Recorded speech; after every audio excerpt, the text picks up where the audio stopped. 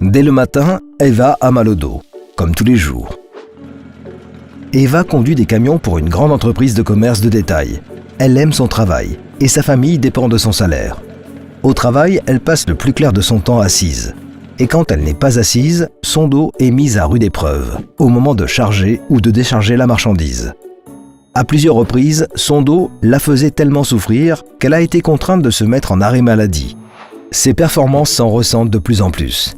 Quand son patron le lui fait remarquer, elle décide de lui parler de ses problèmes de dos. Il lui recommande de s'inscrire à l'AI. Une fois inscrite, elle est convoquée pour un entretien avec un spécialiste en réadaptation professionnelle de l'AI. Ensemble, ils cherchent des solutions. Eva reçoit un coussin spécifique lui permettant de soulager son dos. Elle va mieux pendant un certain temps, mais 6 mois plus tard, les douleurs sont de nouveau là. L'AI demande alors au médecin traitant et au service médical régional d'examiner le cas d'Eva. Ceux-ci recommandent à Eva de cesser de soulever et de porter des charges. Il lui faudrait un emploi qui lui permette d'être parfois assise, parfois debout, sans avoir à porter des charges. Eva craint de perdre son emploi. Elle est prise d'angoisse existentielle. Mais le spécialiste en réadaptation professionnelle lui remonte le moral. L'AI lui apporte son soutien à travers des mesures de réadaptation visant à lui permettre d'exercer une nouvelle activité. Il se trouve justement qu'une place vient de se libérer au service clientèle.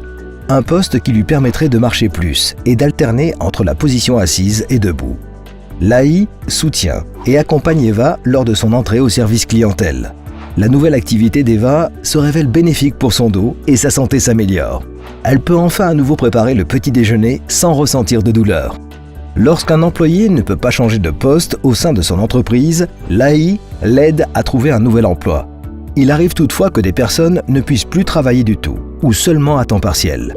L'Office AI se charge alors de déterminer le degré d'invalidité et un éventuel droit à une rente. Dans tous les cas, l'AI travaille en étroite collaboration avec tous les acteurs et services impliqués, afin de trouver une solution optimale. L'AI contribue ainsi à l'équilibre social au sein de la société. Certaines personnes ont besoin de notre aide pendant quelque temps seulement, d'autres pour toute leur vie.